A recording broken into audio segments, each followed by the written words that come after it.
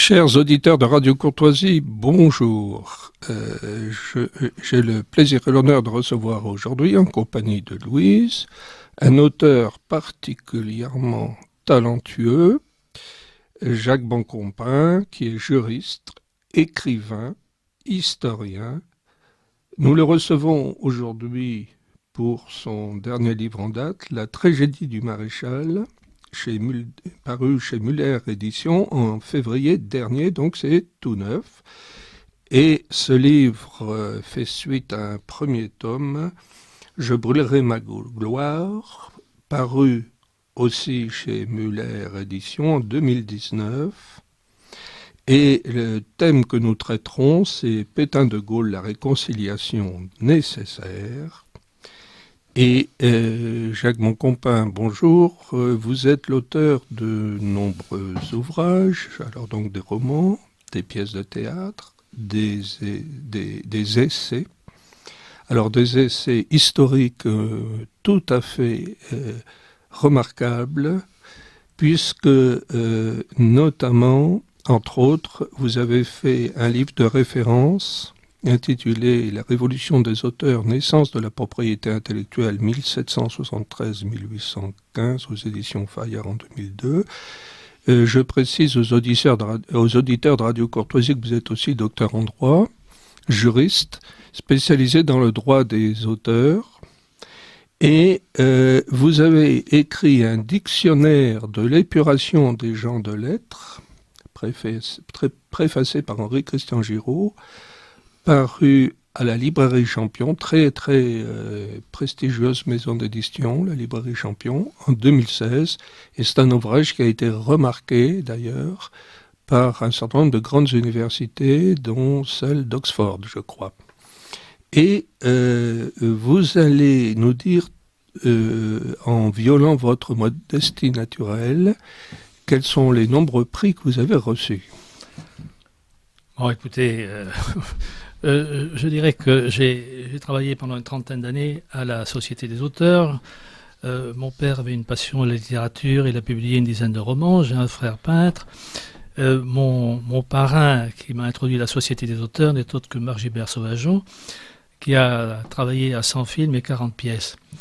Donc je suis né au milieu des créateurs et j'ai voulu que ma vie soit consacrée à ma famille, c'est-à-dire à mes amis, c'est-à-dire les auteurs. Et donc c'est dans cet esprit que je suis rentré à la Société des auteurs, que j'ai publié au Canada une thèse de combat en faveur du droit d'auteur, droit de l'homme, contre le système mercantiliste américain du copyright. Et j'ai eu l'avantage que ce livre soit publié à Montréal avec une préface de Marcel Pagnol. Donc j'ai bénéficié de beaucoup de préfaciers. Et mon ouvrage, publié en 1976 pour marquer le bicentenaire de la fondation de la Société des auteurs par bon marché, a été publié chez Perrin avec une préface d'Alain Decaux et a eu le prix d'histoire de cette année-là. Et puis, vous citez, je dirais, ce qui est un peu ma somme pour moi, en fait. C'est la Révolution des auteurs, qui a eu l'avantage d'être primée par le Grand Prix Jacques de Fouchier, et aussi grâce à Emmanuel Leroy-Ladurie, du prix de l'Académie des sciences morales et politiques. Donc j'ai voulu, par l'écrit, donner aux auteurs d'aujourd'hui un corpus allant des Grecs anciens à aujourd'hui, pour leur livrer toute la gamme d'armes, toujours utiles, toujours actives, pour défendre leurs prérogatives. Considérant justement que l'auteur est une sorte de sonnette d'alarme dans une société et que la liberté de l'auteur conditionne la liberté de chacun. Voilà. Et c'est ce même combat qui m'a amené aussi, lorsque je suis arrivé en France, à lier l'histoire de la France avec l'histoire des auteurs. Et pour la dernière guerre, j'ai publié aussi, après cet ouvrage, La Révolution des auteurs, un autre allant de 1815 à 1870, et le dernier de 1871 à 1996. Et puis j'ai englobé évidemment la période de l'occupation, la condition des auteurs juifs, l'épuration. Et comme j'aime bien aller au bout des choses, eh bien, j'ai trouvé, j'allais dire un magot, c'est-à-dire toute la documentation, toutes les archives de la Commission nationale d'épuration qui a été nommée par le général de Gaulle le 30 mai 1945 pour juger en dernier ressort, comprenant déjà aussi les dossiers d'épuration antérieurs.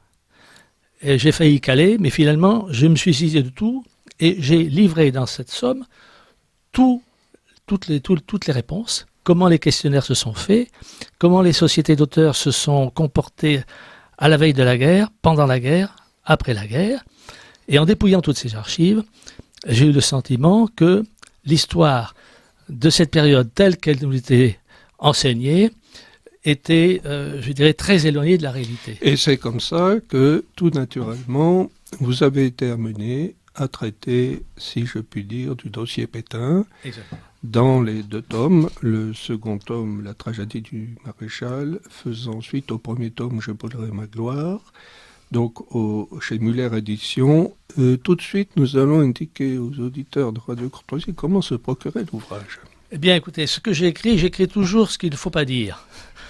Donc, c'est pourquoi je bénis Radio Courtoisie, je bénis les quelques organes qui constituent une sorte de samizdat pour les historiens français, puisqu'il y a une histoire officielle et ceux qui s'écartent de cette histoire officielle sont interdits d'accès aux grands médias. Alors, là, grand par la quantité, oui, pas par la qualité. Non, mais par leur audience, quoi, oui, c'est ça. Oui. Donc c'est un peu le bouche à oreille, si vous voulez, qui permet d'accéder un peu à la vérité pour les personnes qui sont curieuses. Alors l'ouvrage actuellement est déjà disponible à tout instant sur le site de mon éditeur qui est les 4 vérités. Il y a aussi une offre pour les 2 ouvrages à la fois donc le premier tome, Je brûlerai ma gloire, et celui-ci, Tragédie du maréchal. Ils sont disponibles aussi à la librairie française, à la librairie du Ken et l'incontournable Amazon. Mais évidemment, il va y avoir des ramifications maintenant, et puis on s'adressera à son propre éditeur, à son propre libraire, on peut aussi commander l'ouvrage. Voilà. Très bien. Et donc, nous allons traiter du brûlant dossier, brûlant puisqu'effectivement c'est sans doute le plus grand tabou de l'historiographie française contemporaine actuellement, la question Pétain. Zemmour l'a soulevé publiquement, il en a reçu des critiques nourries de divers horizons, et cette question, je dirais, est toujours l'objet des plus grandes passions, finalement, par les, je dirais, dans le milieu intellectuel, dans le milieu politique. Fustel de Collange disait déjà qu'on dirait que l'histoire de France a été rédigée par les pires ennemis de la France. Oui. C'est une constante et on le retrouve ici. Oui.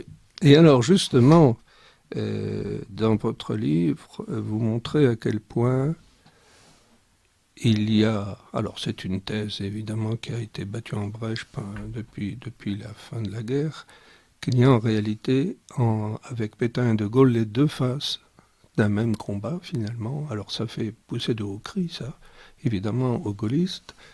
Mais vous montrez à quel point Pétain a sauvé les intérêts français, contrairement à ce que l'on dit. Mais nous allons d'abord évoquer une question brûlante. C'est l'offensive de l'armée française en Belgique en 1940 qui a été une erreur stratégique impardonnable, on peut dire impardonnable. Et contrairement à la légende tissée autour du général de Gaulle, il a trempé là-dedans avec un zèle tout à fait inouï pour pousser Paul Reynaud à arbitrer en faveur de l'offensive en Belgique de l'armée française, plutôt que celle-ci reste en deçà de ses protections, ne se hasarde pas en Belgique et attendre les Allemands sur des lignes de défense solides sans s'en extraire. Et De Gaulle, vous le montrez, car je vous précise, chers auditeurs de Radio Courtoisie, que nous avons affaire à un auteur qui source énormément ses affirmations. Toutes vos assertions sont sourcées. Vous êtes un archiviste exceptionnel, et donc rien n'est jeté au hasard, rien n'est gratuit. Et donc vous montrez comment le général de Gaulle s'était en réalité agité énormément pour convaincre qui de droit de se lancer en Belgique.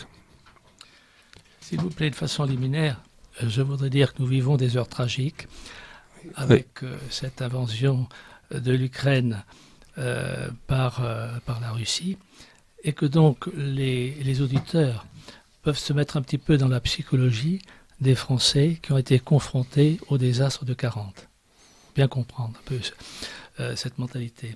Mais de façon liminaire, je voudrais aussi dire que tant Pétain que De Gaulle ont une face lumineuse et une face sombre. C'est-à-dire que, mais la face sombre ne doit pas non plus supprimer la face lumineuse. L'histoire n'est jamais... c'était André Rousselet qui avait été témoin de la Libération et qui disait que l'histoire est grise. On n'est pas dans le noir et blanc. Or, en ce qui concerne Pétain de Gaulle, la doxa a fait que le général apparaît comme un chevalier blanc, il n'a pas de cambouis sur les mains, et le maréchal est jeté dans la fosse à Purin. Voilà. Or, les choses sont évidemment beaucoup plus complexes. Je voudrais aussi dire que sans la Constitution de 1958, qui a mis fin à l'instabilité parlementaire, qui pour beaucoup de personnes correspond à la vraie démocratie. C'est-à-dire que dans l'entre-deux-guerres, on a eu je ne sais combien de ministres de la guerre différents, ce qui fait que l'armée française a pâti de ces saccades, de cette discontinuité, et les armements français aussi. Et sans le développement de la force de frappe que la 4e République avait déjà commencé. Félix Gaillard prenant déjà un essai atomique. Mais le général de Gaulle a vraiment développé de façon considérable cette force de frappe. Eh bien, les Français aujourd'hui se trouveraient davantage dans leurs petits souliers. Donc il faut garder ça à l'esprit, que l'histoire est tragique et que de Gaulle nous a donné de ce côté-là un splendide héritage qui garde tout son actualité. Ceci dit, il faut ne pas hésiter de lever un petit peu le manteau de Noé, et dessous, on peut voir qu'il y a des petites bêtes qui courent. Donc, le grand débat, lorsque la guerre s'annonce, c'est faut-il ou non, si les Allemands attaquent les neutres, venir au secours des neutres ou pas. Or, les politiques sont les maîtres... les nôtres, nos alliés, vous voulez dire. Oui, voilà. Oui, c'est-à-dire, faut-il aller au secours des Hollandais, faut-il aller sortir des Belges, sortir de notre cuirasse de la ligne Maginot ou pas. Et ce sont les politiques qui décident de la politique militaire. Or, à la suite de la guerre de 14, vous savez que le cri unanime, ça a été plus jamais ça. Donc la France a voulu se présenter comme un pays pacifique. D'où pas d'aviation de bombardement, pas d'aviation d'attaque, pas de chars ultra rapides, tout ce qui donnerait l'apparence d'une capacité d'offensive a été banni dès le début. C'est-à-dire que dans notre force de dissuasion, nous sommes nous-mêmes privés d'une partie de nos atouts. Et évidemment, les Allemands vont prendre nos faiblesses et ils vont se développer là où nous avions refusé de le faire. Voilà. Et donc, il y a ce débat. Et il y a l'option belge qui a le mérite de venir au secours des Belges et à ce moment-là donc l'option belge, c'est de jeter l'armée française dans les plaines belges. Voilà, et d'aller sur la Dyle. Voilà. D'aller à la rencontre. À la rencontre, voilà.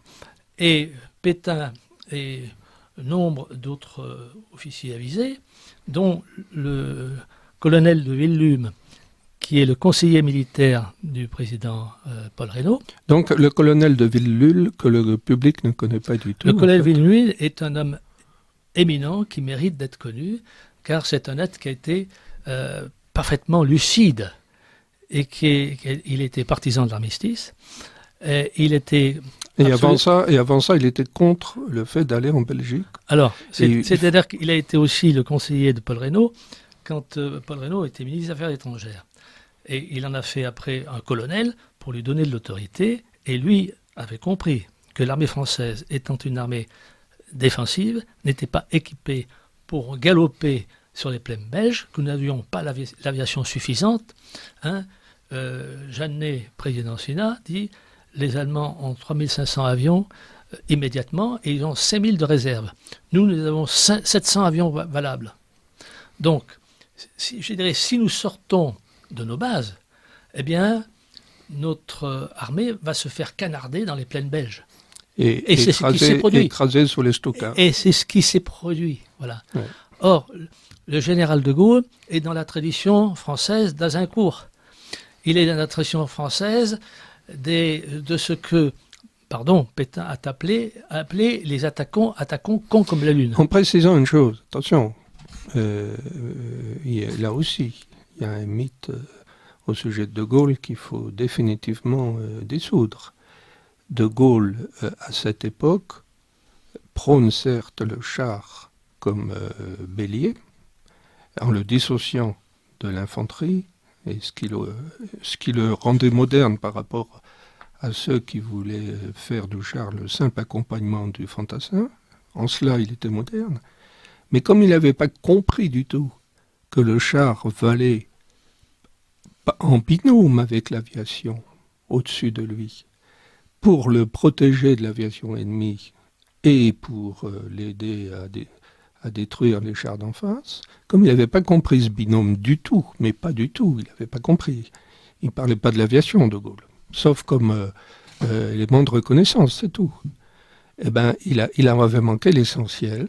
Il était passé à côté de l'essentiel, alors que des théoriciens bien avant lui avaient vu ce binôme, comme le général Lestienne, et comme le maréchal Pétain lui-même, qui en 1918 met en œuvre un triptyque avion, char et artillerie, en 1918. Et c'est Pétain qui crée la première division d'aviation au monde. Voilà. Donc Pétain a vu les avions. Je dirais même que Pétain, quand on fortifie la France, il dit c'est très bien, mais au nord, nous n'avons rien pour nous protéger. Et à un moment, il prône le détournement d'une partie des crédits énormes consacrés à la ligne Maginot pour les consacrer à la construction massive de bombardiers. Et Maginot... Donc de bombardiers tactiques pour attaquer les troupes ennemies. Absolument. Et Maginot le renvoie comme si c'était un vieux schnock. Voilà. Occupez-vous de votre retraite. Voilà. Et il n'a pas été entendu. Et au dernier moment, quand la France va débloquer des crédits importants pour l'aviation, Pétain demande que la moitié soit consacrée des bombardiers, et il n'est pas entendu. Il n'y a que le quart. Voilà, donc il faut bien voir que le maréchal a toujours eu conscience de l'importance du char couplé à l'avion et à l'artillerie. Et que le prétendu défaitisme de Pétain est un leurre. Pétain est un réaliste. Et il dit lui-même, si j'ai obtenu quelques succès, c'est pour avoir parfaitement analysé quelles étaient nos forces, quelles étaient les forces en présence. Et donc, dans la mesure où il y a un déséquilibre, il essaie de ménager ses forces. Mais dès qu'il est en position d'attaquer, il le fait. Et vous savez qu'il pleura des larmes de sang en 1918, au moment de l'armistice, car il voulait porter la guerre jusqu'à Berlin pour que les Allemands, qui n'avaient pas vu un soldat français, réalisent, que la population allemande réalise qu'elle avait été vaincue. Et c'est le défaut de cette marche sur Berlin qui permettra à Hitler de dire que les Allemands ont été trahis par l'arrière, mais qu'ils n'auraient pas été vaincus. Exactement, exactement. Et vous avez raison de rappeler cela. Et alors, pour en revenir à la Belgique, donc, vous montrez dans votre livre que De Gaulle, qui n'a rien compris au rôle de l'aviation, donc qui ne voit pas le danger qu'il y a à s'élancer en Belgique, puisqu'il ne voit pas le danger qu'il y a à manquer d'une couverture aérienne sérieuse, De Gaulle intrigue avec un acharnement phénoménal pour faire pencher la balance du côté de l'offensive en Belgique. Absolument.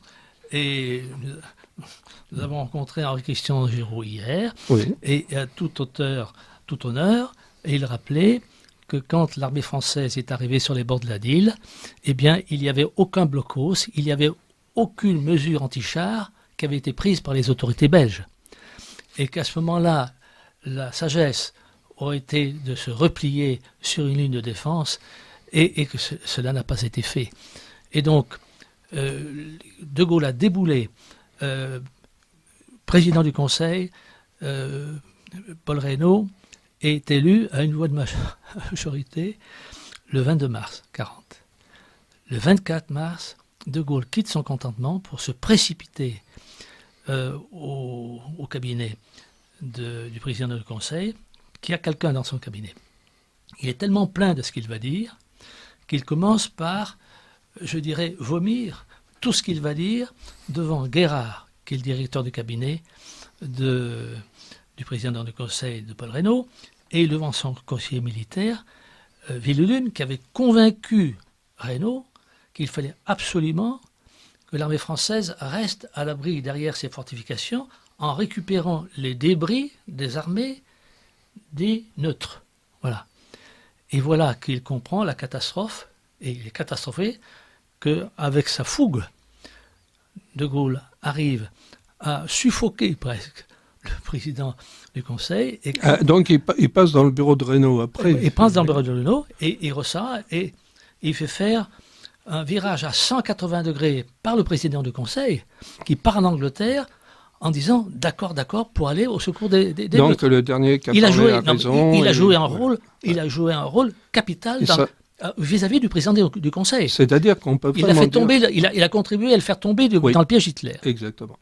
Alors rappelons encore une autre chose, c'est que l'appel du 10 juin, le général de Gaulle est un orateur extraordinaire. Son style est fantastique. Il y a du Bossuet en lui, il y a du Chateaubriand. C'est comme ça qu'il a convaincu Reynaud de faire cette erreur. Exactement. Et quand il part à Londres, il part avec ses qualités d'orateur. Oui. Mais il sait, lui, c'est ce que j'appelle le premier chapitre, le lourd secret du général. Il sait, lui, qu'il a contribué au même titre que Gamelin à tomber à l'erreur, à la faute. Et donc il faut relire toute la geste de Gaulle avec le fait que cet homme-là sait que, d'une certaine manière, il a fait la plus grande gaffe, la plus grande gaffe qui soit. Donc il faut tout relire. Et à peine arrive-t-il à Londres, puisqu'il espérait dans le cabinet de Pétain. Pétain était prêt à le prendre. Mais c'est Weygand qui trouvait que De Gaulle avait un caractère incommode et qu'il ne pourrait pas travailler avec lui. Et c'est Weygand qui avait son métaux. D'où l'acharnement de Gaulle vis-à-vis de Weygand et qui refusera les honneurs militaires aux invalides lorsque Weygand mourra. Et si De Gaulle avait été inclus dans le cabinet, il ne serait pas il ne partait pas. Voilà. Mais c'est évident. Mais à peine était arrivé là-bas qu'il détourne la responsabilité qui est la sienne sur les autres. Concernant l'offensive en Belgique. Oui, il accuse d'incompétence Pétain, le haut commandement. Ouais. Alors qu'il est solidaire de cette chute. Et cet événement historique d'importance majeure, à savoir donc De Gaulle a pesé de tout son poids auprès de Paul Reynaud pour l'offensive en Belgique, poids décisif donc, est complètement passé sous silence dans l'historiographie. Alors le plus extraordinaire, c'est que ce n'est pas caché, puisque cela figure en bonne place dans une commission d'enquête de la 4e République qui a voulu connaître les causes de la défaite, les causes de la guerre et les causes de la défaite. C'est écrit en toutes lettres. Et donc on voit là qu'il y a une sorte d'omerta, puisque c'est une commission d'enquête de la 4e République. Il y a 11 volumes, je les ai tous consultés. Et De Gaulle a refusé de répondre à la commission d'enquête en disant « je ne veux pas être juge et parti, vu ma position ». Mais la commission d'enquête est allée asticoter le pauvre maréchal qui était déjà avec des pertes de mémoire puisqu'il était depuis plusieurs années à l'Île-Dieu sans voir personne, qui perdait la notion du temps. Là-dedans, on est venu vraiment le faire souffrir là-dedans. Et on a interrogé Paul Reynaud, le colonel de Villum, qui a des phrases terribles, parce que aussi De Gaulle avait prôné, au moment de la débâcle, ce qu'on appelait le réduit breton. C'est-à-dire de faire riper une partie des troupes françaises pour mettre une sorte de barrière sur le Finistère, pour garder le Finistère comme une sorte de porte-avions, permettant aux anglo-saxons, bientôt les Américains, d'avoir déjà une partie du sol français pour pouvoir arrêter, pour éviter le problème du débarquement. Or, c'était utopique, vous allez nous dire pourquoi. Complet. Et le colonel de Villum a des phrases qui sont terribles, parce que, en même temps, les propos de De Gaulle, dans ses différents ouvrages, y compris vers l'armée de métier, sont souvent des propos très beaux, mais c'est de la poésie. C'est pas technique. Et le général Thomas, qui est le grand spécialiste des chars allemands, dira « Nous avons tiré parti du colonel Perret, nous avons tiré parti de l'Idelart, des Anglais, mais en ce qui concerne De Gaulle et les chars, c'était de la poésie, il n'y avait rien d'utilisable sur le plan pratique. » C'est ça. Voilà. C'est des principes généraux. Donc le mérite du général De Gaulle, ça a été de faire prendre conscience à des politiques comme Paul Reynaud qu'il fallait avoir des divisions mécanisées. En ce sens-là, il a rendu un très grand service. Mais sur le plan de la technique, il considérait que l'aviation devait avoir des fumigènes pour permettre, dans les batailles de chars, de protéger les chars français. Il limitait le rôle de l'aviation au fumigène. Et après, il va corriger ça quand il y aura une réédition de ses ouvrages une fois à Alger. Si en 1944. Oui, mais après coup, comme s'il avait anticipé. Mais en fait... en 1944, il corrige. Non, dès 1942. Dès 1942, il corrige. Oui, il corrige. Donc là, d'une certaine manière, ses écrits, il corrige ses écrits. Le prennent la main dans le sac. Oui. C'est-à-dire d'avoir la victoire après coup. C'est ça. D'avoir vu clair. Il corrige les écrits parus dans les années 30. Un autre point, c'est que l'appel du 18 juin a déçu Churchill. Il a eu un effet limité. Donc Churchill, qui a misé sur le général de Gaulle, il lui fallait une personnalité française, et Speer, qui devait ramener, je dirais Mandel, qui devait ramener Herriot, qui devait ramener Blum, des personnalités, faute de grive, il a pris le maire de l'époque, c'était De Gaulle.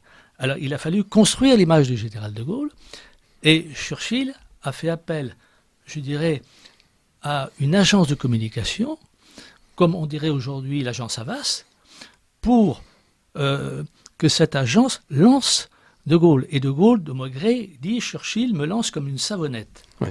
Et là-dedans, il a dit que De Gaulle est le plus grand chef militaire de France, presque d'Europe, et que si c'était lui qui avait été à la place de Gamelin, la guerre aurait été gagnée. Ce qui est faux. Or, nous voyons que De Gaulle aurait fait exactement comme Gamelin. Finalement, il a ajouté à Gamelin. C'est ça.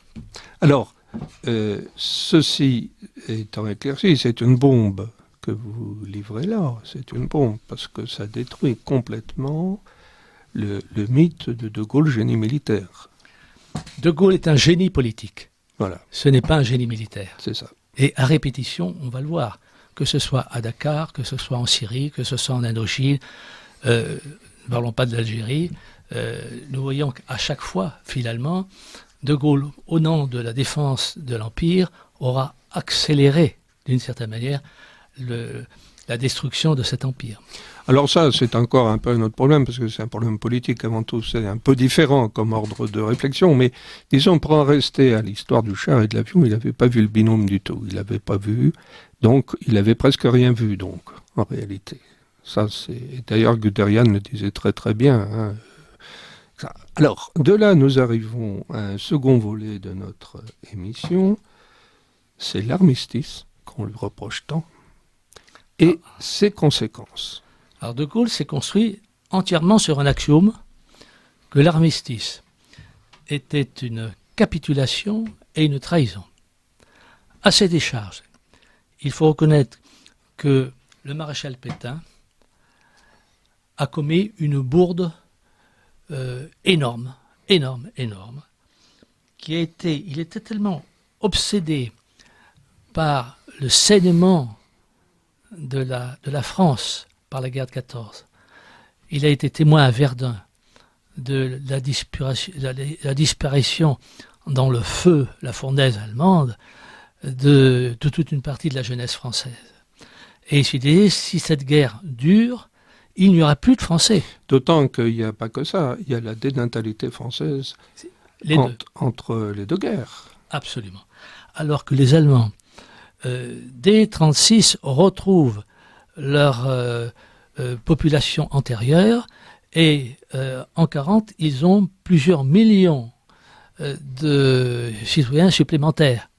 Alors que la France n'a pas comblé, je dirais, la totalité de ces pertes. Il y avait une forte natalité allemande dans l'entre-deux-guerres, il y avait une faible natalité française. C'est d'ailleurs frappant, ça.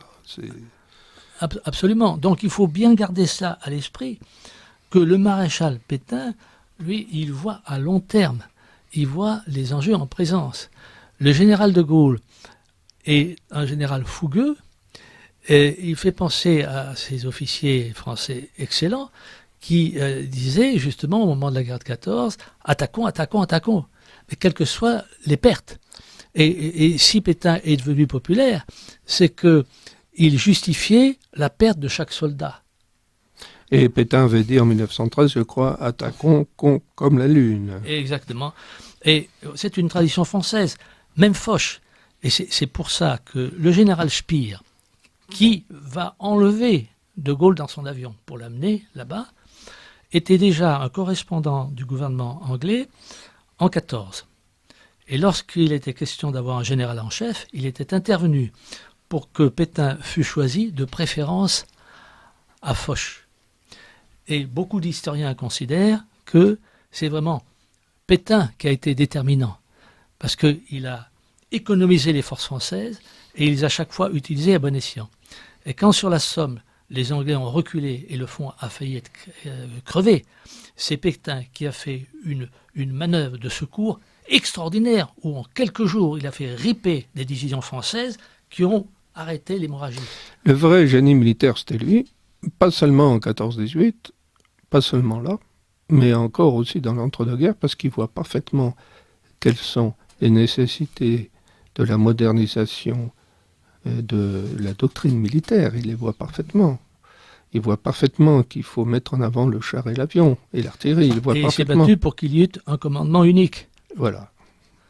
Alors, revenons à l'armistice. Donc, alors, il y a l'erreur de la déclaration de cessez-le-feu du 17 juin. Vous étiez là-dessus tout à l'heure. Oui, parce qu'il a dit il faut cesser le combat. Voilà.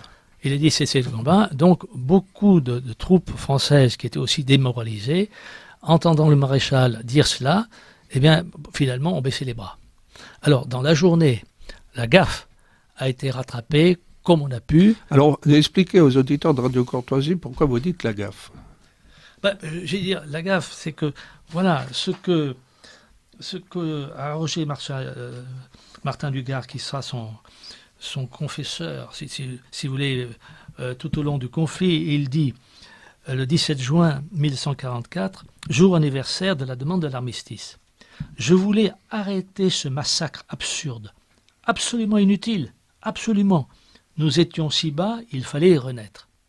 Donc, il voit que la France perd son sang, et il veut mettre un garrot. Mais alors, oui, mais alors pourquoi la gaffe ? Pourquoi la gaffe ? Le gaffe, parce qu'il fallait dire, nous demandons aux Allemands les conditions d'un éventuel armistice, mais nous continuons à nous battre comme des lions. Oui, pour être en position de force. Oui, c'est pas parce qu'on demande quelles seraient les conditions d'un armistice qu'on arrête de se battre. Voilà. Au contraire, dans ce cas-là, on doit surréagir. C'est ce qu'ont fait les Américains avec le Nord-Vietnam. Ils continuaient à ensevelir bombes, un œil sur les bombes, tout en menant les négociations à Paris. Mais ils bombardaient plus que jamais, je dirais. Et c'est d'ailleurs ce qui a obligé les négociateurs communistes vietnamiens à finalement accepter d'ailleurs un accord aussi. C'est exact. Donc là, il y a une bourde. Vous voyez qu'il ne faut rien dissimuler. Moi, Oui. je défends le maréchal Pétain beaucoup, mais je prône pour sa large réhabilitation. Oui. Mais il faut reconnaître que là, il y a une défaillance. Et Cet que homme- Végan essaye de redresser Immédiatement. en faisant une Et nouvelle déclaration, etc. Tous les ministres français, y compris le ministre Baudouin des Affaires étrangères, au contraire, dans la journée, on répare ça. Mais enfin, il y a une partie du mal qui a été fait. Et il y a quelques centaines de milliers de prisonniers qui sont faits et qui n'auraient pas été faits. Ouais. En gardant quand même à l'esprit que s'il n'y avait pas eu l'armistice, Alors voilà, malgré cela, donc... il y aurait eu 5 l'armistice- millions de prisonniers. Oui. Il y aurait eu 5 millions de Voilà, prisonniers. c'est ça. Il y a eu cette Alors, gaffe. il y a eu une gaffe. Mais il faut fait- voir les proportions. Voilà. Il faut voir que l'armistice reste une victoire extraordinaire. Et je crois que la France est le seul pays où on est endoctriné pour faire de l'armistice un acte de lâcheté. Alors, donc juste les chiffres, on a eu 1,5 million de prisonniers, je crois, c'est Oui, ça c'est-à-dire qu'on a eu près de 2 millions de prisonniers, Près de mais millions. très vite, le gouvernement français est intervenu. Et il y a aussi le problème du ravitaillement, le problème des, des moissons qu'il faut faire. Hein. On est Oui. mai-juin, donc c'est le moment où on a Donc il y besoin en de a bras. qui sont déjà Donc il y en a plusieurs libérés. centaines de milliers qu'on a pu libérer. Mais il y en a pratiquement 1,5 million qui vont rester en Allemagne. Et la politique qu'on dit injustement de collaboration, qui doit être de coopération, a fait en sorte que le prodige de la France, c'est que le nombre de ses ressortissants qui se trouvent en Allemagne ne va pas varier de toute la guerre. C'est-à-dire que même lorsque les Allemands durcissent leur répression, le génie français, y compris en partie de Laval a de gros défauts.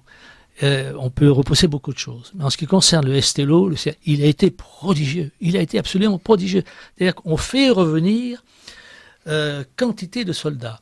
Et l'une des raisons pour lesquelles Pétain n'est pas parti à Alger, c'est qu'il voulait éviter que les Allemands ne rappellent, 42, donc. chaque fois que des prisonniers français étaient rappelés, ils n'étaient pas libérés.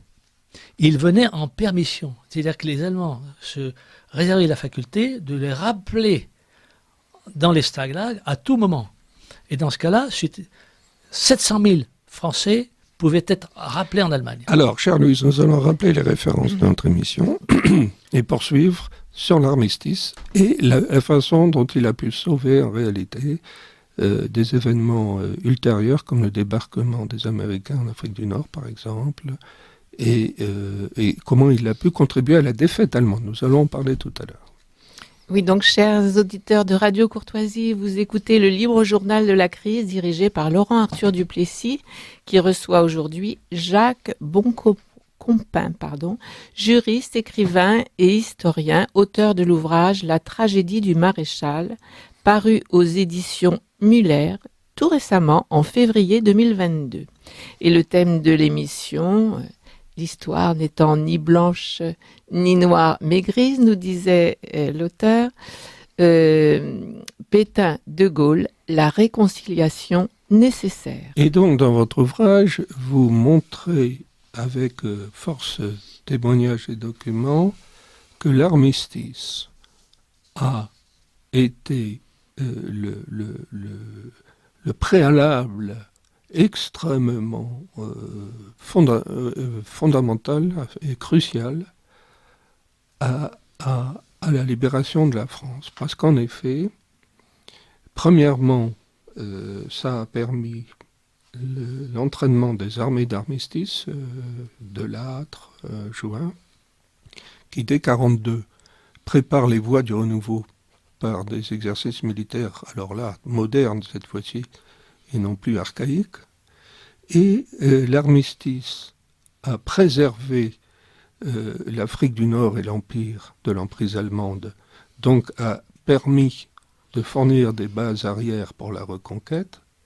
L'armistice a privé les Allemands de la maîtrise de la Méditerranée, parce que justement ils n'avaient pas la maîtrise de la rive sud et d'ailleurs de la rive française jusqu'en 1942. Et l'armistice a encouragé Franco lui-même à s'opposer aux volontés d'Hitler en l'empêchant de passer en Espagne pour contrôler Gibraltar, ce que peut-être Franco n'aurait pas osé faire s'il n'y avait pas eu l'armistice. Donc l'armistice a privé les Allemands d'un atout stratégique absolument fondamental, c'est-à-dire en gros le contrôle de la Méditerranée. Et rajoutons que grâce à l'armistice, il y a eu la création, les termes viennent de Pétain, il voulait absolument avoir une zone libre. Et que cette zone libre a permis à la résistance de s'organiser tranquillement, ce qui n'a pas été le cas des Polonais, qui n'ont pas pu s'organiser. Et le plus grand résistant polonais, qui est passé après en Angleterre pour aller rencontrer Roosevelt aussi, a été ébahi de voir la liberté, entre guillemets, dont jouissaient les Français. L'armistice a permis aussi que la France soit ravitaillée d'agrumes, d'huile venant des colonies. Et presque une calorie sur deux venait des colonies. Ça aurait été impossible. Il faut rappeler aussi que le général de Gaulle a voulu affamer la France et qu'il a annulé, en faisant pression sur Churchill, une commande de plus de 10 000 tonnes de blé qui avait été souscrite par Paul Reynaud vis-à-vis du Canada.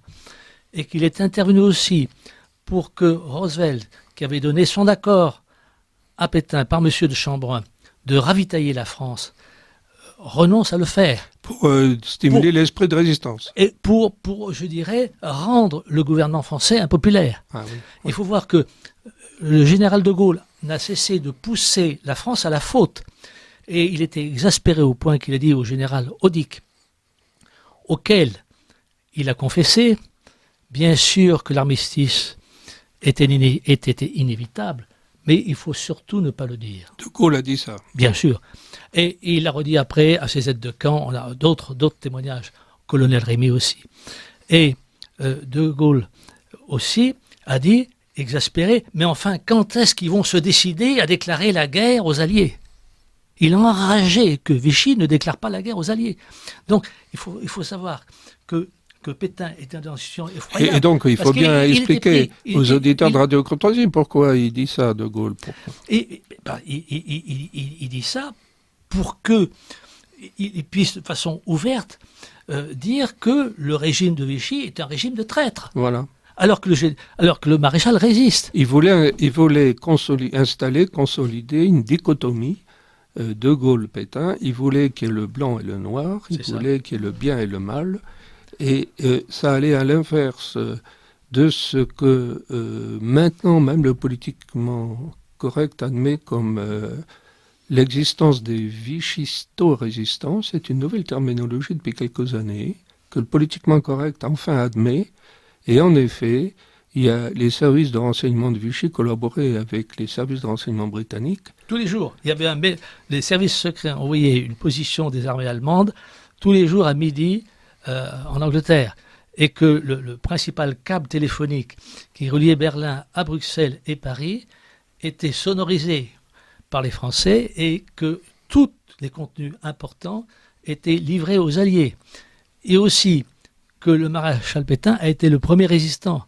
Il a donné 500 000 francs d'époque au plus grand résistant alsacien-lorrain, Dungler, qui, juste au moment où les Allemands étaient en train de verrouiller toutes les communications d'Alsace-Lorraine, avait pu mettre son réseau, si bien que dès décembre 1940, Pétain est au courant de l'opération Barbarossa et en provient immédiatement Roosevelt et Churchill. Et donc, c'est la contribution, si vous voulez, de Vichy à la résistance et l'information des Alliés est incroyable. Et Pétain la continue, même après Mercel-Kébéir. Et il faut voir que dans son acharnement de Gaulle à salir Pétain, il salit l'image de la France. C'est ça le dommage. C'est un général français qui a contribué à accréditer l'idée dans le monde entier, y compris vis-à-vis de Staline, que les Français n'ont pas résisté. Alors, et de faire de 40 millions de Français qui restent en France, parce que 40 millions de Français ne pouvaient pas partir, je dirais, à Londres, c'était pas possible, et d'en faire, au fond, des lâches. Et d'ailleurs, à un moment donné, Churchill, voyant de Gaulle au micro de Radio Londres attaquer très très violemment Pétain d'une manière répétée et récurrente, Churchill demande à un moment donné à De Gaulle de calmer sa verve, son alacrité radiophonique contre Pétain, parce que Churchill a peur que les services de renseignement de Vichy finissent par arrêter de collaborer avec les services de renseignement britanniques. Churchill est inquiet de ça. Oui, et nous rappelons aussi que Mercier-Kelbier est capital. Et hélas, le général de Gaulle, par ses accusations, permet à Churchill de détruire les meilleurs bateaux. Et ce qui n'est pas dit, c'est que c'est l'amiral Pound, ce sont les Anglais qui, au moment où se dessinait l'armistice, ont dit mettez vos plus beaux bateaux à Mercier-Kelbier et comme ça il n'y a pas de problème. Ils sont à des milliers de kilomètres des Allemands, il n'y a pas de problème. Donc ce sont des anglo-saxons qui font ça pour pouvoir mieux après détruire ces bateaux, car ils n'avaient jamais accepté la constitution de la marine française. Mais il semblerait quand même que Churchill ait eu un coup de folie, un coup de panique. Là, Churchill était sujet à ça. Il avait des côtés émotifs, hein, Churchill. Parfois, il avait un coup de sang, il devenait impulsif. Et il semblerait qu'effectivement, la panique churchillienne, c'est un accès de panique qu'il a eu, Churchill, là-dedans, était stimulée par justement les manipulations de Gaulle sur Churchill. Et De Gaulle ira plus loin, puisqu'après-guerre, on saura qu'il a dit aux Britanniques que la marine française que Darlan avait fourni à la Kriegsmarine tous les plans d'entrée dans les passes des ports anglais. Pour dire qu'il a... Ce qui était faux. Oui. Je veux dire, l'amiral Offand a reçu la visite de représentants de l'année... Non, mais il faut bien expliquer aux auditeurs. Non, mais c'est effarant. Il n'y a rien d'implicite là-dedans. Non, mais c'est effarant. Et donc, la condamnation à mort du général de Gaulle vient après Mercier-Kelbier. Parce que c'est un général français qui a contribué à détruire la flotte française. Oui. Alors, chère Louise, nous avons des messages d'auditeurs. Oui, il y a justement un auditeur qui donne un témoignage sur ce que vous disiez à propos du rôle de De Gaulle par rapport à la France, le dénigrement de la France, de la politique française. Mon père reprochait à De Gaulle d'avoir fait espérer aux maquisards du Vercors qu'il devait lancer l'offensive en juin 1944 et qu'il leur apporterait de l'aide. Confirmez-vous le fait qu'il les aurait abandonnés sur place, ou bien est-ce inexact? C'est tout à fait exact. Et d'ailleurs, les derniers messages venant du Vercors à destination de Gaulle étaient des insultes.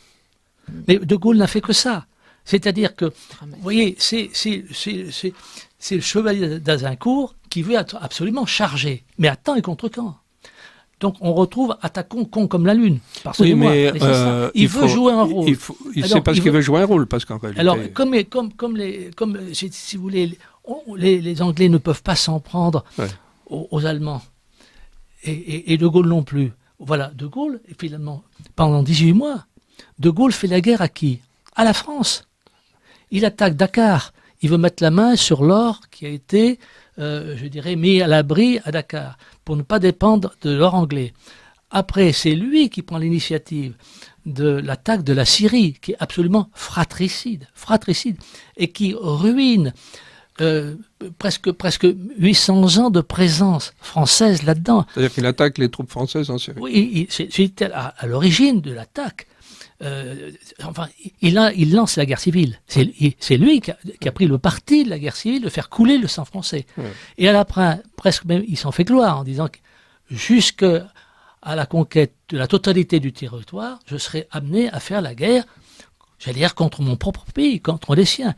Et le héros de Narvik, Monclar, que Churchill veut à un moment prendre à la place de De Gaulle.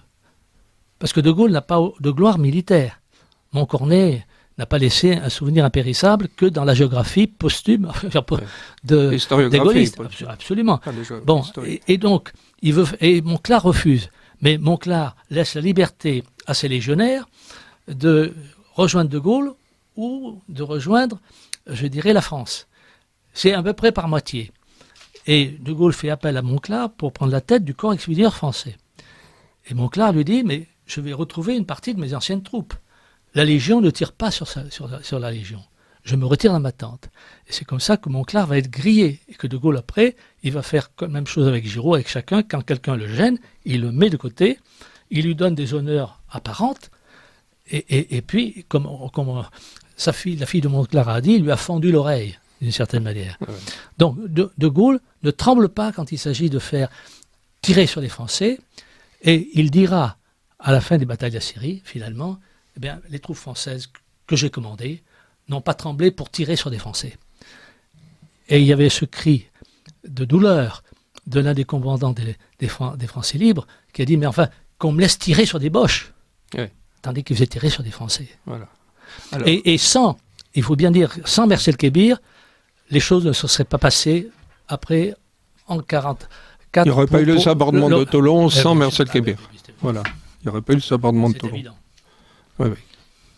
Alors, donc, un auditeur, on parle de l'insuffisance de stratégie militaire de Gaulle. Comment se fait-il que Pétain l'ait tant soutenu entre les deux guerres? Alors, bonne question. Disons, Pétain se plaignait après la guerre de 14, vous voyez, qu'il n'y eut plus d'hommes. Et il dira même en 1942, je ne pensais pas que la France était pourrie à ce point. Bon. Et il avait repéré l'intelligence de Gaulle. Et donc, De Gaulle est devenu un peu... Oui, mais alors une intelligence... son fils spirituel. Oui, mais une intelligence qui n'était pas militaire. Il l'a soutenu de bout en bout. Il lui a fait donner des citations. Oui, mais voilà. Oui. C'est ça qui est curieux. Il repère l'intelligence de Gaulle, mais... Vous le dites vous-même dans votre ouvrage, etc. Ce n'était pas une intelligence militaire. Non, mais il avait senti qu'il y avait un calibre au-dessus du commun oui. chez cet homme-là. De caractère et d'instinct politique. Voilà. C'est pour ça qu'il avait voulu en faire le rédacteur de ses conceptions militaires. Et c'est là oui, alors des qualités de styliste. Pétain avait dit qu'il était excellent dans le travail d'écrivain. Oui, oui. Absolument. Et c'est Pétain, pour l'imposer, qui lui a demandé de donner des conférences à l'école militaire, auxquelles il assistait à la première place. Je vais vous poser...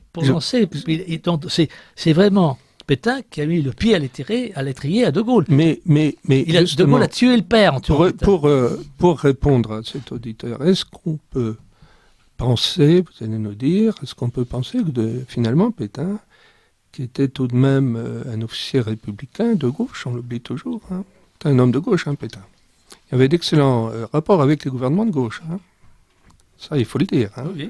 C'est pas du tout un homme de droite, contrairement à ce qu'on imagine aujourd'hui. C'était un homme de gauche qui avait ses entrées dans les gouvernements de gauche. Et quand il vient au Parlement pour demander des crédits militaires, lorsqu'il est ministre de la Défense, vers 1934-1935, et la Chambre entière se dresse, communiste compris. Oui. Il est ovationné par 100% des députés. Voilà, et c'était le vainqueur de Verdun. Et alors, ce même Pétain, est-ce qu'on peut penser qu'il pousse en avant le jeune de Gaulle, donc qui est plus jeune que lui, sensiblement, hein, le jeune de Gaulle, pour faire avancer la doctrine militaire sans trop le faire lui-même, parce qu'il faut forcer de reconnaître que Pétain, immense maréchal de France, dernier survivant des maréchaux de France quand les autres étaient morts, eh bien Pétain est quand même d'une discrétion de violette vis-à-vis de ses gouvernements de gauche concernant les questions militaires. Oui, c'est exact, c'est pas un putschiste. Ah non, mais on ne lui demandait pas d'être un putschiste, on lui demandait, enfin je lui aurais demandé, moi, en tant que maréchalissime de France, d'user de cette immense influence de vainqueur de Verdun. Et il était intouchable, Pétain. Personne ne pouvait l'atteindre. Il a pris la parole de façon publique, il a pris de façon publique à plusieurs reprises. Modestement. N'oublions pas que c'est lui qui a mis fin pratiquement à la comédie du désarmement avec Briand. Hein, et oui. C'est lui qui a arrêté cette comédie parce que, exactement comme Poutine a endormi les Alliés par des discussions, des négociations apparentes, Hitler faisait ça pour mieux continuer à se surarmer. C'est Pétain qui a été réaliste. Oui. C'est Pétain qui a lancé la construction enchaîne massive de centaines de chars lourds. Donc son passage, qui est bref, au ministère des Armées, a été le tournant, absolument. Oui. Et il était aussi désolé, à la fin de la guerre, que l'immense armement allemand, dont la France avait récupéré la majorité, soit perdu faute d'être conditionné. À la fin de 14-18. Bien sûr, on a reçu un nombre de canons, de munitions absolument invraisemblables. Et on les a détruits. Et tout a été laissé à l'abandon. Oui. Vous voyez, c'est exactement comme il y a la chute du mur de Berlin, on dit qu'il n'y a plus besoin d'armée. Et on se retrouve aujourd'hui avec les divisions soviétiques et les chars qui sont à nos portes. Oui. Alors, je ne sais pas si ça répond entièrement à la question de l'audit. Oui, écoutez, disons qu'il a... Et l'autre point, c'est que Pétain fait toujours abstraction de sa personne. Oui. Pétain a la gloire, il est arrivé, il n'a pas besoin d'arriver. Oui. De Gaulle a besoin d'arriver. De Gaulle veut se faire une place au soleil. Oui. Et donc, il tue le père avec Pétain. Et il continue, si vous voulez, de le salir. Et Pétain, dès le début, dès septembre 1940, tend des perches à De Gaulle pour établir une connivence entre eux, une concertation. C'est comme deux gendarmes, il y a le bon et le maigre. Donc, qui est une intelligence entre eux, quitte à ce que De Gaulle insulte Pétain à la radio, mais que entre eux, ils maintiennent, c'était l'obsession de Pétain, l'unité française. Oui. Et De Gaulle, la responsabilité dont nous souffrons aujourd'hui, c'est qu'il a rompu l'unité française avec, à la clé, l'assassinat de Darlan. Oui. L'assassinat de Darlan, parce que... En décembre 1942. Ouais, et quand on y viendra, pourquoi Pétain n'est pas parti à Londres, il n'est pas parti à Alger, il a considéré que justement c'était providentiel. Il y avait Darlan, qui était officiellement son représentant, et De Gaulle pouvait parfaitement se rallier à Darlan. Il y avait l'unité française. Et donc l'assassinat de Darlan, et puis De Gaulle a reconnu au colonel Rémy que si Pétain, et c'est l'objet du roman uchronique de notre académicien bien-aimé Jean-Marie Roire, son dernier roman, que se serait-il passé si Pétain était parti à Alger. Ça aurait été une catastrophe pour le peuple français dans la mesure où écoutez, un proconsul allemand aurait fait comme en Pologne. Et c'est là qu'on va peut-être y venir un petit moment rapidement, parce que j'en ai parlé pour le premier tome, à la question des Juifs, c'est-à-dire qu'on marque d'une étoile jaune, si je peux dire, Pétain, pour le disqualifier à jamais. Or, il faut remettre cette question juive dans le contexte de l'époque. Tout n'est pas parfait, mais en gros, la peste dont on accuse Pétain est, je dirais, est largement imméritée. Et si vous voulez, je peux galoper ce point-là. Oui, développer maintenant, parce qu'il ne nous reste plus beaucoup de temps, là, une demi-heure, même pas. Et voilà, développer ça maintenant rapidement. Je veux dire simplement aussi qu'il y a un contre au Paxton. C'est un capitaine de vaisseau américain qui a publié aux éditions latines un ouvrage absolument remarquable sur la flotte française.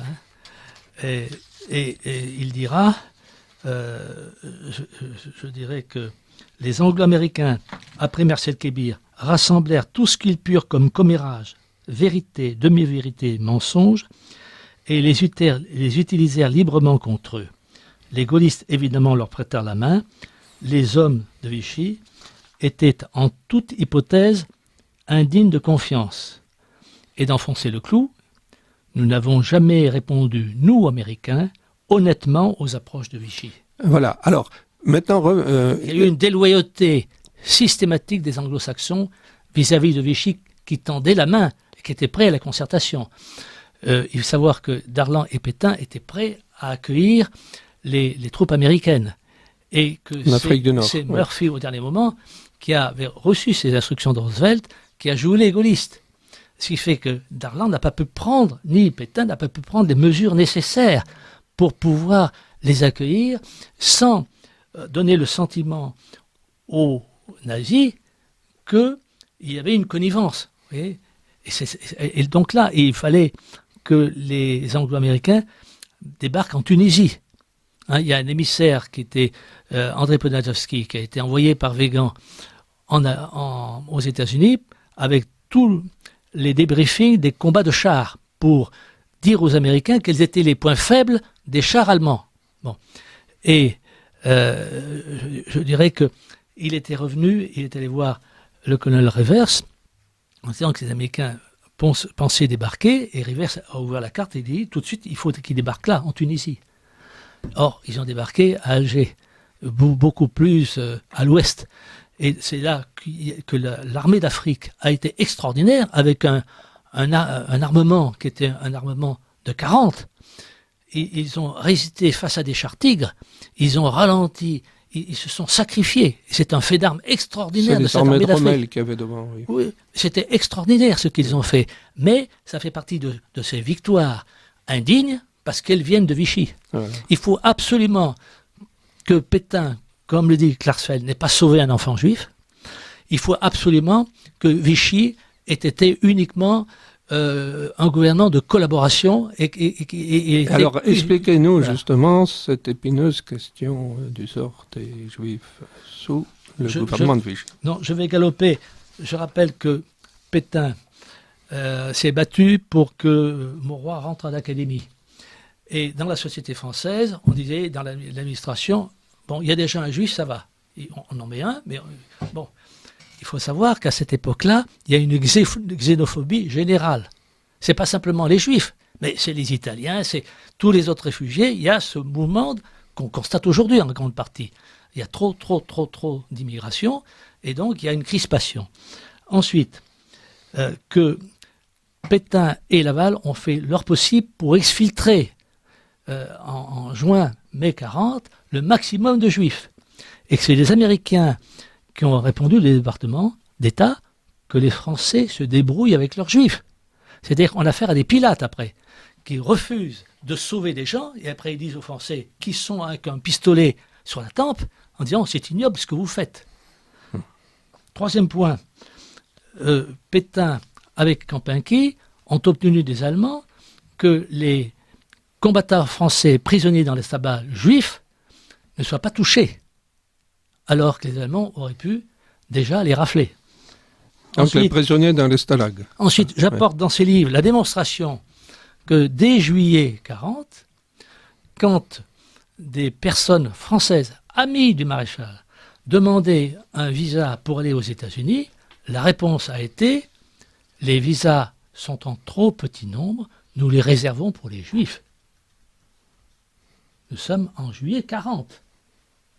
Ensuite, vous avez le statut des Juifs, dont on fait une preuve évidente de la collaboration vis-à-vis des Juifs. Paxton dit que c'est les Français qui ont pris l'initiative et que les Allemands ne l'entendaient pas. Les Allemands ne l'entendaient pas. Pourquoi?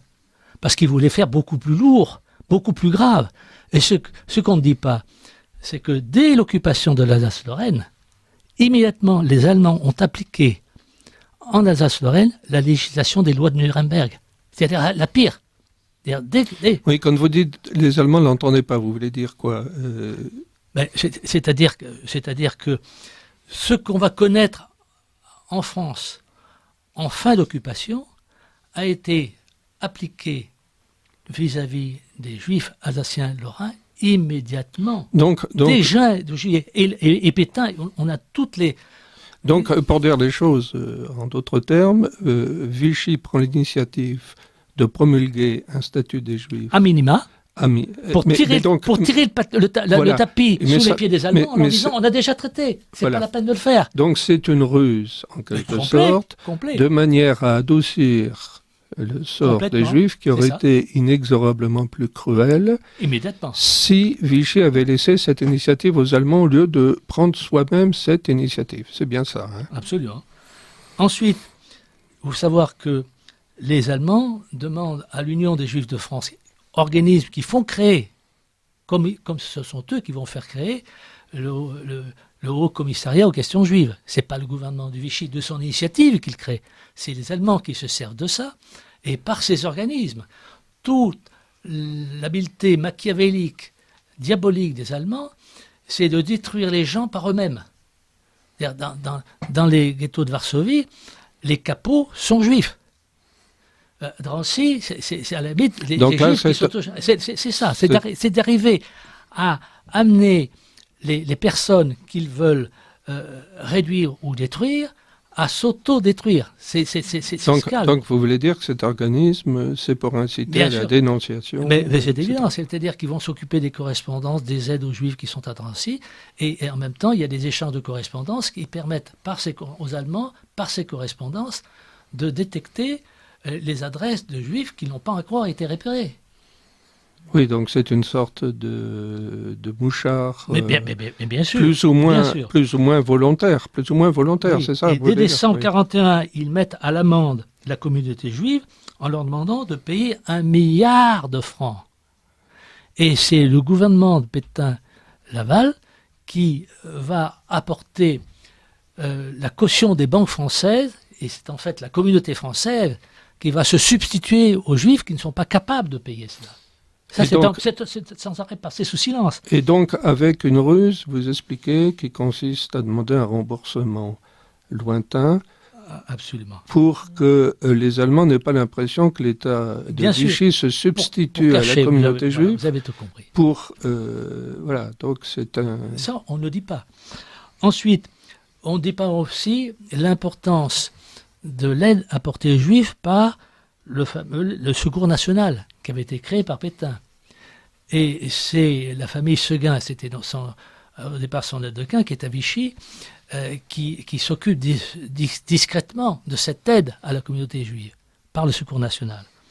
Ensuite, il y a un point qui n'est jamais dit, c'est là que on voit, je dirais, le manque d'objectivité de ceux qui attaquent Pétain par rapport à la question juive, c'est que Pétain s'est opposé avec la dernière des indignations à l'institution du port de l'étoile jaune. Et dès qu'on parle de Vichy, on montre une étoile jaune qui n'a jamais été portée en zone libre. Jamais. Donc jusqu'en 1942. C'est-à-dire, et après, c'est-à-dire même... Et après aussi. Le fait, voilà, l'un des bénéfices du fait que Pétain est resté, c'est qu'il est arrivé encore à empêcher le port de l'étoile jaune. Même l'étoile jaune n'a jamais été portée à Vichy. Donc elle n'a pas été portée à la Côte d'Azur. Mais voilà. Donc vous voyez le parti pris, diabolisé. Ensuite, n'oublions pas 2 faits juridiques importants.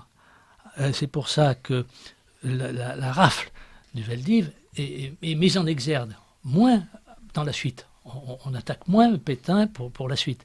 La rafle, on en fait l'exemple. Mais il ne faut pas oublier qu'il y avait déjà eu la rafle des intellectuels, des grands juristes à Paris, et tout ça répond à des attentats. Et des attentats souvent après qui viennent des communistes. N'oublions pas que les communistes voulaient introduire une sorte de guerre civile en France, et ils voulaient faire de la provocation pour, je dirais, toujours la même idée, en même temps aussi, de faire capoter l'armistice. Et donc, Pétain est amené à avaler non pas des couleuvres, mais des boas pour préserver l'Empire. Donc on comprend bien la rafle du Veldiv, où, bon là évidemment c'est l'immense grief, c'est-à-dire la police française a collaboré pour aller rafler les Juifs dans leurs appartements, les emmener au Veldiv, etc.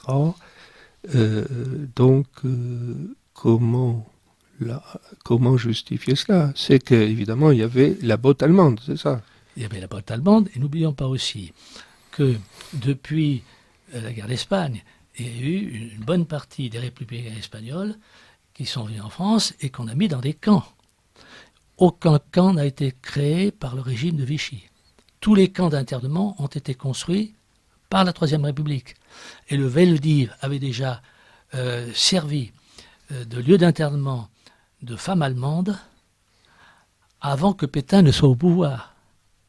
De femmes allemandes qui oui, il est évident que depuis toujours, des ressortissants d'un pays étranger qui devient un pays en guerre sont internés.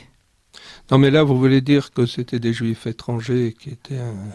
Parce que là, c'est pas clair ce que vous dites. Si, ce que je veux dire, c'est que avec la déclaration de guerre, il y a des citoyens allemands ou des pays de langue allemande qui sont en France, même s'ils ont été privés de leur nationalité. Il y a toujours la peur qu'il y ait des agents qui soient infiltrés, comme on a peur aujourd'hui qu'il y ait des djihadistes qui se mêlent avec les réfugiés. Cette peur existait également à l'époque. C'est aussi la raison pour laquelle, même au moment de la guerre de 14, immédiatement, il y a eu des commissions de dénaturalisation de Français qui étaient originaires d'Allemagne, d'Autriche, de l'Empire d'Autriche. Et donc la même chose s'est passée en 40. Il faut bien voir qu'il y a des constantes dans l'histoire militaire et que parfois on a fait un crime à Vichy d'avoir fait quelque chose qui était une pratique habituelle dans mais non, mais conflit. d'accord, mais la rafle du Veldiv, précisément... La rafle du Veldiv, il y a 2 points. C'est qu'il y existait une convention de La Haye, signée à la fois par la France et l'Allemagne, qui prévoyait qu'en cas de conflit et de l'occupation d'un pays, la police du pays occupé était, de par cette convention, sous l'autorité directe de la puissance occupante. Autrement dit, la commandature allemande avait juridiquement barre sur la police française. Et si c'était pas respecté, les Allemands disaient il n'y a plus d'armistice. Il faut bien voir, c'est le chantage, armistice ou non. Et donc, il y a une situation qui est effroyable pour ce gouvernement, c'est d'accepter quelque chose qui est parfois intolérable, parce que pour sauver un principe, derrière, c'est peut-être l'enjeu de la guerre. N'oublions pas que Churchill va reconnaître que le fait que l'armistice est permis, il dira après coup, avant c'était peut-être 5 à 10 ans, Churchill a reconnu que la liberté qui existait en Afrique du Nord a été l'affaire de la guerre, à la fin de la guerre, de 2 années, de 2 ans. Et Churchill qui le dit. C'est Churchill, après, qui reconnaît que l'armistice a été providentiel. Et c'est Kenneth de Courcy, le secrétaire du Parti conservateur, qui écrit à Mornay, au moment du procès Pétain, en disant « Je ne comprends pas ce procès. Vous aviez des bateaux que les Allemands n'avaient pas. Si vous les avez donnés aux Allemands, nous disparaissions. » Premier point. Deuxième point, comment avez-vous fait, pendant les 2 premières années de la guerre, d'empêcher qu'il y eût en Afrique du Nord une occupation allemande? Donc, je ne comprends pas ce procès. C'est puisque, finalement, il faut bien voir que donc, Pétain avait compris la psychologie d'Hitler, comme on cherche la psychologie de Poutine. Il avait vu que Hitler était orgueilleux comme un pou. Hitler avait été à Verdun. Et donc, Pétain, pour lui, était quelqu'un qui était un homme tout puissant. Et donc, traité d'égal avec Pétain, brûlé. Et il a dit, Pétain, le wagon de Montoire nous sauvera. Voilà, c'est une phrase de Pétain. Et le deuxième point, c'est l'armistice. Et dans l'armistice, il y a un chapitre indigne, qui est le chapitre 19, Kunzinger, que le gouvernement français a voulu supprimer.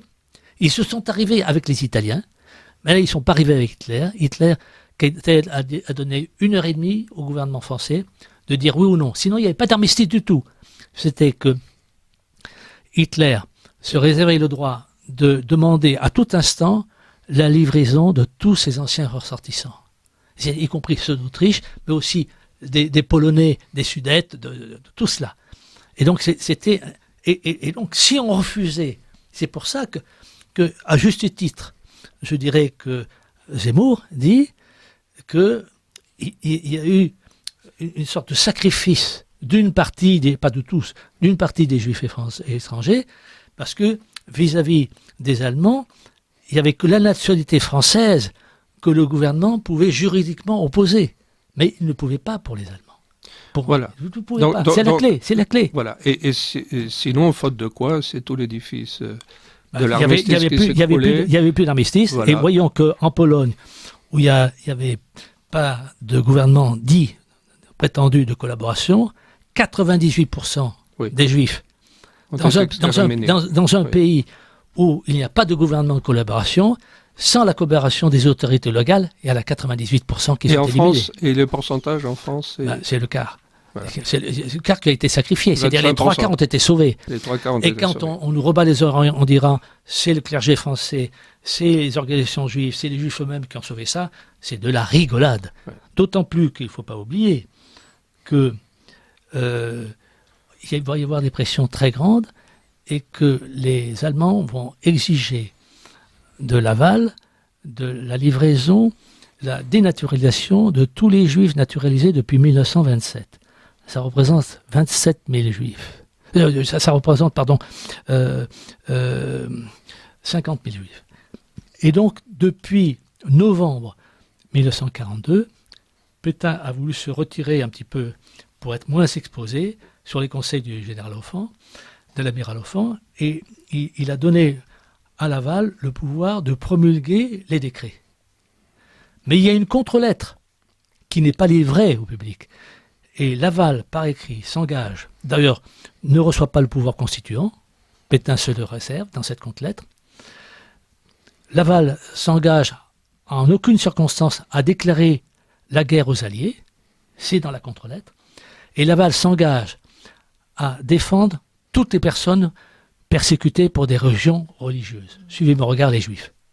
Voilà Pétain. Et nous sommes, disons, en novembre, fin novembre 42. Et ensuite, donc, Laval va signer le décret. Les trains sont prêts. Tous les autocars sont prêts. Pour rafler les 50 000 Juifs qui sont déjà dénaturalisés. On attend la promulgation. Et à ce moment-là, il y a une espèce de sursaut de Laval qui dit c'est une décision trop importante, alors qu'il considère Pétain comme une potiche. Il refile la patate chaude, si vous voulez, à Pétain. Et il laisse à Pétain la responsabilité de signer ou non. Et Pétain, en dépit de toutes les pressions inouïes des Allemands, refuse de signer. Et ça, encore, ceux qui acquisent Pétain ne le disent jamais. Donc, c'est une décision gouvernementale, c'est une décision personnelle de Pétain. Donc les 50 000 sont sauvés. Voilà. Et dans la suite, les instructions vont être données à tous les préfets de ne jamais communiquer d'adresse de Juifs aux Allemands, sauf si les Allemands les ont déjà. Alors, pour donner l'impression que le gouvernement continue, entre guillemets, de coopérer, mais les personnes qui sont déjà grillées, on les donne, puisque de toute façon, les Allemands les connaissent. Mais les autres... Alors, le temps passe, nous avons de nombreux messages. Donc, justement, toujours dans ce sens-là, un auditeur, Winston Churchill, disait en juin 1941 à propos de Philippe Pétain, « Il a joué une partie surhumaine vraiment. » Point d'exclamation. Mais on demandait, et c'est là que je veux venir à la réconciliation, parce qu'on arrive un petit peu à la fin, il est 13h18. Là. Bon, et donc, on dédie à De Gaulle, à Pétain, ce qu'il aurait fait à la fin de la guerre. Alors, c'est une vue d'esprit, parce que l'habileté diabolique des Allemands, ça a été d'enlever, contre toutes les promesses, Pétain en Allemagne. Et donc, d'une certaine manière, de le mouiller. Même sur Wikipédia, je trouve parfois sur certaines personnes, on dit que Pétain a rejoint Sigmaringen dans sa fuite, alors qu'il a été enlevé par les SS. Donc, il savait très bien ce qu'il faisait en les emmenant. Il savait très bien qu'il diabolisait Pétain et qu'il créait à jamais une division entre Français et qui affaiblissait la France. Donc la réconciliation, la réhabilitation de Pétain est d'intérêt national. C'est ce que Zemmour essaye de faire. Et national, parce que nous vivons encore dans cet esprit-là, alors que les Français n'ont pas à rougir du maréchal Pétain. Alors, tout à fait. Un autre message, nous n'aurons peut-être pas le temps de tous les lire, mais il faudrait les lire en série, là. Il faudrait les lire en série, là. Donc, bonjour messieurs. De Gaulle reproche à Pétain l'armistice en oubliant qu'il s'était rendu à l'ennemi en 14 sans combattre. Alors, lisons d'autres encore. Voilà. Savez-vous que De Gaulle, en 1944, est allé en Russie voir Staline pour s'assurer du soutien des communistes sans lesquels il n'aurait pu évoluer politiquement? Tout à fait. Nous avons fait des émissions avec Henri-Christian Giraud à ce sujet-là. Alors, oui, il y a quand même un auditeur qui précisait De Gaulle n'a été grand que sur la scène internationale, face à l'OTAN, au bloc de l'Est, au monde arabe, avec la puissance atomique. Alors, bon, lisons d'autres messages. J'en ai un long là. J'y vais. Oui. Le sabordage de Toulon provoqué par la rupture des accords d'armistice par le débarquement en Afrique du Nord était la meilleure solution et inévitable.